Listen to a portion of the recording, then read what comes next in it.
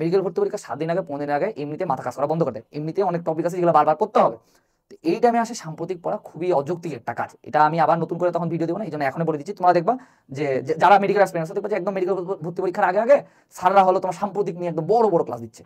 আমি নিজে আমাদের বেলা 2টা সাম্প্রতিক থেকে প্রশ্ন দিয়েছিল, তার আগের বেলাও দেয়নি, তার আগের বেলাও সাম্প্রতিক থেকে প্রশ্ন দেয়নি। কথা হচ্ছে আমি 2টার মধ্যে একটাতে নেগেটিভ খাইছি, আর আমি অ্যান্সার করতে পারিনি, তাও আমার ডিএমসিতে চান্স হয়েছে।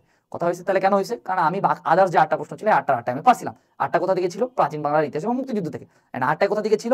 8টার মধ্যে 6টা ছিল বিসিএস থেকে, 2টা ছিল ভার্সিটি। আমি সবগুলাই পারছিলাম, আলটিমেটলি আমার চান্স হয়েছে না। সো আমি এখানে বলবো যে সাম্প্রতিক নিয়ে অতিরিক্ত মাতামাতি করবো না। আমিও সাম্প্রতিক পড়ে গেছিলাম, বাট আলটিমেটলি কোনো লাভ হয়নি। সাম্প্রতিকটা অনেকটা লাকের উপর ডিপেন্ড করে। তোমার লাক কেমন, এই লাক জিনিসটা খুব খারাপ, এই লাকের উপর ডিপেন্ড করে। তুমি সাম্প্রতিক যদি এত মোটা বইও পড়ে যাও সাম্প্রতিক নিয়ে, তুমি চাইলে ওখান থেকে নাও প্রশ্ন দিতে পারে, এটা স্যারের উপর ডিপেন্ড করে। সো আমি এখন তাহলে করবোটা কি, বা তখন আমরা করবোটা কি?